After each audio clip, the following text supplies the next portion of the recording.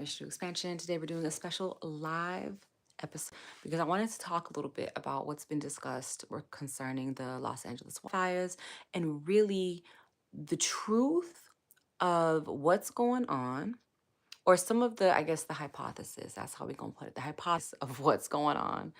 Um, and some of the downloads that I got regarding the Los Angeles wildfires. Okay, so make sure to like and subscribe. And if you need to, you can listen to this on Spotify. But the first thing that I wanted to really acknowledge about these wildfires is, if you know anyone who might be impacted by this, please, please, please make sure to reach out to them. Make sure to let them know, and make sure to give them support. I do have like two friends who are currently still in LA because a lot of my friends have actually left that area. Um, and they've let me know that they're safe, they're good to go. But if you know anybody, please make sure to just reach out and just ask them and see how they're doing. Because I know there's a lot of people being like really directly impacted by these wildfires. I'm gonna put that in quotes. So let's go ahead and talk about it quick. So, a lot of people are saying that this is a wildfire, and yes, yes, the environment of the dryness and the wind didn't help the fire, or definitely is helping the fire spread, right? But there's been a lot of, you can say, conspiracy theorists, hypothesis, actually alluding that this might not have been a wildfire. This be a wildfire. This actually might be something that has been, I don't want to put this, um, not man-made, because again, the environment is definitely helping the wildfire spread, but definitely, it's like too much of a perfect storm, okay? And here's what I mean. A lot of people have known for years now with all of the California wildfires happening, literally for 20, 30 years now. Even when I was a kid living in San Diego, we would see like the aftermath of these wildfires happening. And it's kind of like really eerie too, because when this happens, even if you're not in the main like area, like, all of the smoke and ash, it still gets sent out for miles. And so, when we were living in San Diego and Chula Vista, I remember like one time big wildfires, and it wasn't like near our house, thank God, but it was still, within the range where there was so much smoke and so much ash, it actually blocked out the sun. And what was crazy was, I can't remember it so clearly too.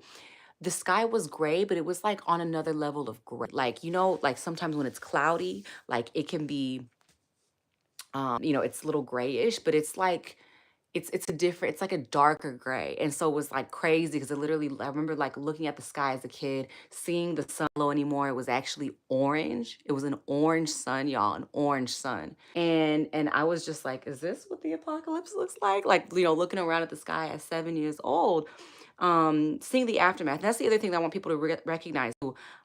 Yeah, there's, what I think 100,000 people now that are impacted by these wildfires, but it's also impacting the people within a certain radius. And sometimes that radius can even expand to hundreds of miles outside of that radius. Like it's really crazy. And so, I also want you guys to keep that into consideration, that there's going to be other people being impacted by this. It's not just the people whose houses are gone at this point, right? Um, Anyway, so everybody's been talking about it this week, and I've like really been sitting with myself thinking, what can I bring to the table? How's this going to impact, the economy? How, how it's going to impact the people too. And so, one of the biggest downloads that I got in the past week was, the displacement of people. And this is something going to happen more and more and more and more over the next 20 years and in the masses. And not just displacing people within the United States. You've also seen a lot of people being displaced from other countries coming into, the United States, coming into Europe. But it's going to happen also, or it's happening now in the United States. And so one of the things that I really want y'all to really understand is that, start to think about, where are people going to move to? So that was one of the first downloads that I got when I started to look at the California wildfires, because of these people who have to leave their homes, I think a few of them will be able to, I guess, go back to their land and or even buy, a house in that same area, but the majority of them won't be able to do this. And so a lot of people are going to start to move north. Okay, you're going to see a lot of mass in California moving up north, and just moving into other areas that are maybe a little bit safer. And so, and there's some specific areas that I got, but what I want y'all to do is really think about, okay, take a moment and about, okay, people are going to start to move from these areas that will be heavily impacted by natural disasters. This is within the United States, this is within the world. So start about, okay, where are these people going to go? And if you're in the United States, you can start to think about where are these people who are going to be impacted by these natural disasters. There's a couple of hot spots in the United States. Florida is one of them. Florida is one of them. To think about where these people are going to move to, okay? And if you really on top of your game, you start to think about where they're going to move to, and if these places have a lower, how do I want to say, and I'm giving y'all because this is how wealthy people are thinking, but if these people are going to move, where are they going to move to, and how can I, start to buy into those areas now so that I can be more supported, not more supported, but I can capitalize off of that at the end of the day. That's the truth. This is how these wealthy people are thinking. So I started to get those downloads regarding that. And I started to think they're gonna affect the economy. Because now there's this so much mileage of land that's being cleared out. So people are going to start building there. And anyway, so I started getting all these downloads. And then I realized, I started watching Billy Carson and Forbidden Knowledge. Y'all know the network, right? And I was like, oh my God. So after, getting all these like downloads about what's going on, he straight up said it too. So one thing I didn't know was that in 2028, LA is scheduled to host the next, and this is Los Angeles, right? Listen, this is all coming. This is what I've watched from the Forbidden Knowledge Network. And if you want to look even and get more of a deep dive into this, please watch that video. Don't know what it's titled, but just look at the Forbidden Knowledge Network and the most recent one that was uploaded probably. And Billy Carson, he's like such a genius, but he's really smart because start to research this, and so in 2028 they're actually going to host the Olympics. And the thing with the Olympics that every city knows is that you have to have an area, you have to have an area where you can develop the infrastructure of the Olympics, right? And of course it's Los Angeles. There's millionaires, multimillionaires, billionaires living in Los Angeles. They're not going to move for them to host the Olympics. So where are they going to host where are they going to host the Olympics at? And it might not be a coincidence that these fires are happening in an area that might just conveniently end up being where the Olympics are going to be hosted 4 years from now. And it's so interesting because, again, I'm not saying that nobody started the wildfire. I'm not saying that there was people, and this might have happened, this might not have happened, but I'm not saying that there was people who literally intentionally, went through what was it, like 1,000 miles, and lit a fire for that length. I'm not saying that, but it's just curious that they don't have enough firefighters, that the firefighters funded enough. There's a little things that are just like it just kind of gives you the little I don't it's this little, it's kind of like I said, too much of a perfect storm. It's too much of a perfect storm. That's all I'm saying. And so what I really want to empower y'all to do is just start to think critically more about the narrative being really taught on in the mainstream media, okay?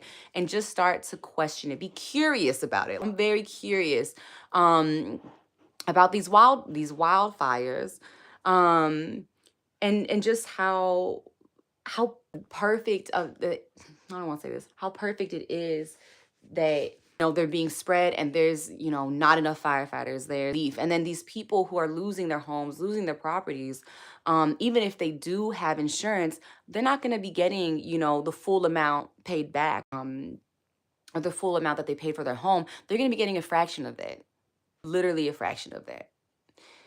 And a lot of people, these are people who maybe they put all of their money into that one, right? These are people who have 9-to-5 jobs, who might not even have the the financial literacy to have that safety net. You know, for a lot of people, their home is that safety net.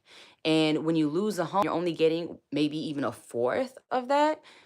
You know, it's not going to leave you with a lot of options when it comes to even moving to a new place. And so, you know, a lot of this stuff is just it's very, very, very curious. And so I think for a lot of people, it's really going to empower a lot of people. And this is the other thing too, because a lot of times when we, you know, face hardships, when we face challenges, when we face dramatic changes within our life, it's really to empower us to really think critically and really have deeper thinking when it comes to really reflecting on how we've lived and really reflecting on how we can better change our lives so we can really start to live our best life. So, you know, if you know anybody who is directly or even indirectly being impacted by these wildfires, I really want to just be there for them first and foremost, but really empower them to take it as an opportunity and to reflect and to really empower them to now figure out new ways creating financial stability for their life. Okay, this is going to be really, really, really important. But the biggest thing that I want you guys to do is I want you guys to do your research on this. Okay, but again, it's too much of a perfect storm. In the wind, the wind speed and the direction of the winds, it's perfectly aligned. And again, the biggest thing is that some way somehow they don't have the funds, the fire department doesn't have the funds to put fire down. And that's what is like the biggest thing that's very curious for me, is that they don't have even the funds um to help bring down the fire. So it's like I said, it's too much of a perfect storm. Um and the thing is, though, you know, with all of this, there is the other side to it. There is the side where it's, yes, you know, we're coming to this time where we are going to see a lot of dramatic shifts in the environment. We are already seeing that all over the United States. And and really want to empower you guys to, if you can, balance out your karma with nature. This is the biggest thing. Um so that you're in the good graces of just Mother Nature. Because unfortunately the next 20 years we're going to see so much, y'all. And this is part of the reason why I made this podcast, because there's so much volatility, you know, whether you call it the apocalypse, whether you call it the end days, we're living in it. And so I really want to empower y'all to just be think more critically and just to really empower yourself to really reflect on your life, think of what's imbalance in your life, and be more in tune with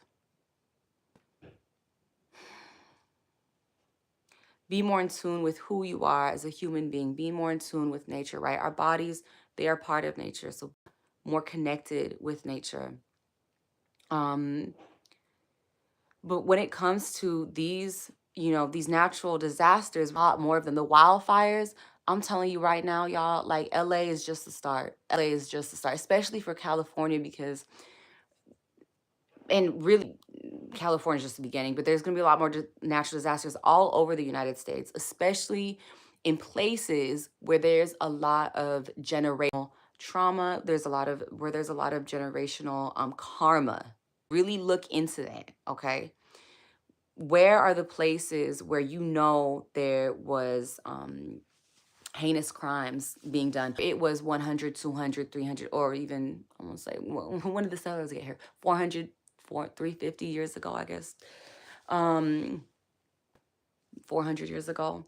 I want you guys to really be aware of those spaces, your research on those spaces, and those are probably most likely going to be the places that are going to be impacted natural disasters within the United States. Okay, this is just within the United States. I really want y'all to, excuse me, to note that and to really be aware of that, okay? Again, make sure you do your research, okay? These wildfires is one of those things that I'm not saying that, somebody went through and just, said, I'm going to walk 1,000 miles or I'm going to drive miles with my car and just light a bunch of fires. No, but it's curious about what's happening in the situation, okay? There was like a viral reel where the firefighters were using purses. They're filling the purses up with water to help get rid of the fire. Now they did have the hose also, later in the video you see this. But they're literally, they're using all the resources they can, but I'm like, this is it?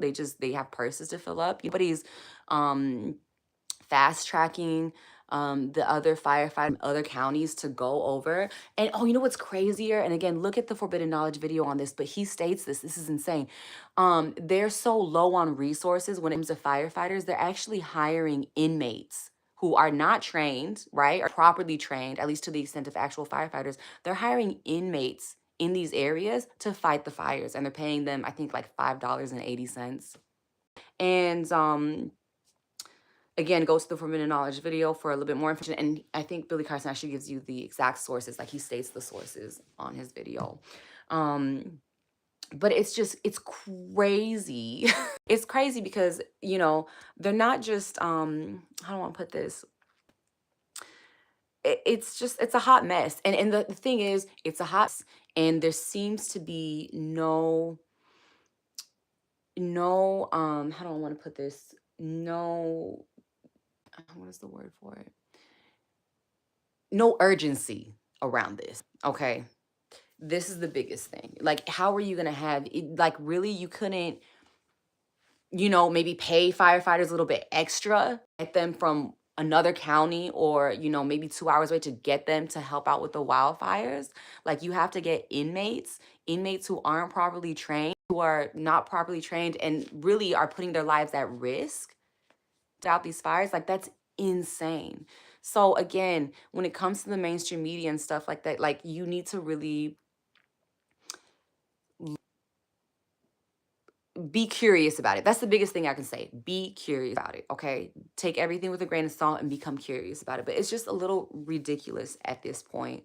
And political aspect of it, but we ain't gonna get into that. The biggest thing is that I want to take away from this is that, there's gonna be more natural disasters coming up in the next 20 years, a lot more frequently with a lot more intensity too. The earthquakes, California is gonna be hit with a lot of earthquakes too, and well, the whole West Coast actually is gonna be hit. The whole West Coast of the United States is gonna be hit with a lot of earthquakes in the next 20 years. And again, it's going to be in places where, the people are going to say, well, we haven't had an earthquake here in literally 300 years. And it's coming out of nowhere. So I want y'all to really keep that in mind. Start to do research. If you are,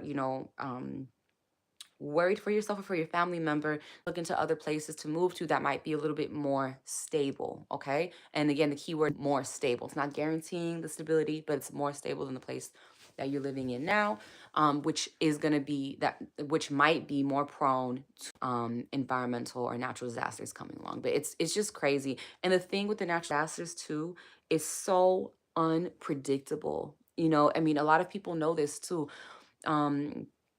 I remember, like, even 5 years ago, I was traveling, not 5 years ago, I think it was a couple years ago, I was traveling to the Caribbean. And I remember, I would go there one year and then I'll go back the next year and I would ask the locals, like, hey, like, when is the best place to travel here? And they would be like, we used to be able to predict, there was a rainy season and a dry season, but they're like, now with climate change, we literally have no clue. They literally, it's like the climate is so different now, especially in the Caribbean. It's like, usually they'll have 6 months of rain, 6 months of, sunshine.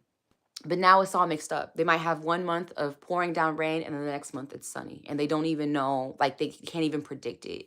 And so, like I said, I just want y'all to really be aware of that and to really empower yourself to start to do your own research when it is. Everything that you see in the mainstream media, I want you to take with a grain of salt, okay?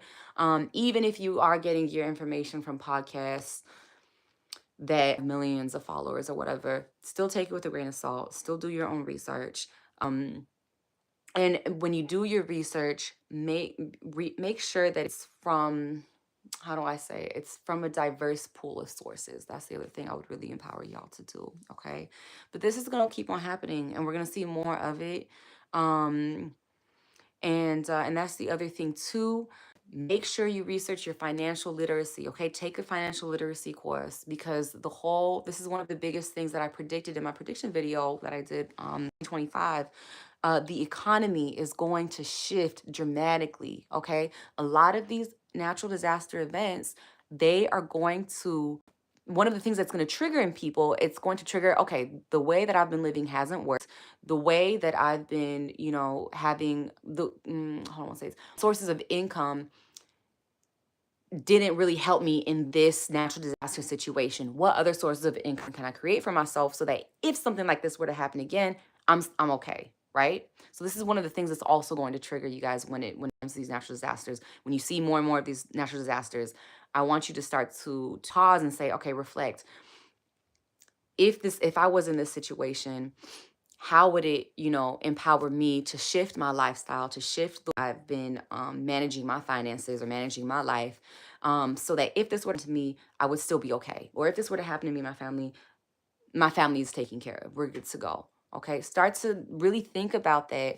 And these natural disasters, they're not just changing the environment, they're going to be really dramatically shifting the economy. The economy of LA right now, look at the stocks and look at any company that's Bay and look at their stocks. That's all I'm going to say about that. Just look at their stocks. That's it. Okay, I'm really giving y'all a game right now. Um, really giving y'all a game. But just look at that, okay? These disasters, that's the other big thing people don't realize. It is going to shift the economy dramatically. So for every natural disaster, I would start to just look at the if you use TradingView or whatever, start to look at the stocks, look at how it's affecting the stocks. And then if you can start to, learn how to manipulate that, it would really help you. And that's all I'm gonna say about that. Okay.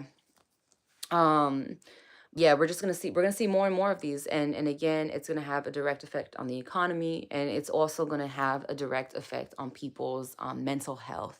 It's gonna be a big thing too. That was the other thing that I talked about in the 2025 predictions. We're going to see more people tap into healing this year. We're going to see, and not just healing, but reflection. We're going to see more people tapping into reflecting on, the past 5 years, 10 years, 20 years, 30 years. More people are going to start to just sit and reflect and really see how they want to shift their lives to make it more happier, to make it more abundant. And I have to say this, even for myself, seeing more, and that's the other thing too, y'all, it's January 9th. It's not even halfway. It's January 9th. And this stuff is already happening. It's winter. It's winter. This is when they're not supposed to have wildfires. Winter in California, y'all. Winter. Usually we see these in the summer. It's winter. So this is what we are going to experience the next 20 years. And so I really want y'all to really just start to really pay attention, okay? Pay attention and really just tap into, at the end of the day, tap into the truth of who you are, the truth of why you're here. Okay. That's what I want y'all to do. And somebody says something. Okay, so somebody, who was this, olive juice? Okay. Said, the Olympics have already been held in LA before. Yes, check out obviously there's already plenty of facilities. Yes, but again, this is, and I don't know when, let me research real quick. When was the last Olympics in LA? Because, yeah, sure, they have those facilities, but they're going to want to do Asian. They're going to want to do, let me see, in LA. They're going to want to make it into a whole, girl, look, that was in 1984. So, and it's the Olympics. And the Olympics is a huge, oh my God, that's like a multi-billion-dollar industry within itself. It brings a lot of money to the city. And Anyway, so they had their last Olympics in 1984. It's 40 years later. I'm pretty sure they're going to be building new facilities, and they're probably going to extend to this area. Like, seriously, I think, Billy Carson and his hypothesis, I think he hit it right on the nail with it. Yeah, sure, they had the Olympics 40 years ago, but they're going to build new infrastructure. This is, again, it's the Olympics. People know, every city knows um, how much they profit off of the Olympics. Let me see. Let me see, let me see, let me see, let me see, let me see. Okay, so just this year. Oh no, where is this? Hold on, hold on, hold on. Let me see the profits. Okay, so so this is in 2016, when the Summer Olympics were in Rio de Janeiro, and this is in Brazil, right? They made $11.1 billion. This is in Brazil. Okay, let me see what they got. I'm not getting the profit for the Paris Olympics. So I saw that and it's the Paris Olympics, right? They invested $8.2 billion. They're not going to be using those old from 1984. They're going to be building new facilities, and they're going to be building their smart cities, probably in this property. And that's what I'm saying, y'all. Like, just start to look at the media a little bit more critically. That's all. That's all I'm saying. Just look at it a bit more critically, okay? Because for me, it's just too. Ooh, what? There's no, oh no, never mind. Sorry. I'm trying to find the profit for the Paris Olympics, but nothing's popping up. I'm like, I wonder why they're trying to keep that hush hush. But we know this. It's a huge industry. So this is like one of the main reasons. So thank you for pointing that out, Olive. I'm just gonna say Olive. But it's just a little bit too curious, okay? But that's gonna be it for today's podcast episode, okay? I just really wanted y'all to, again, take these trending media topics, these world events, these news events, take them as an opportunity to reflect on your life and really think critically, think a little bit more critically. I know I'm taking some of y'all back to school with the critical thinking, but seriously, start to think a little bit more about what's going on, okay? I love y'all so much, and I will see y'all next week. Peace.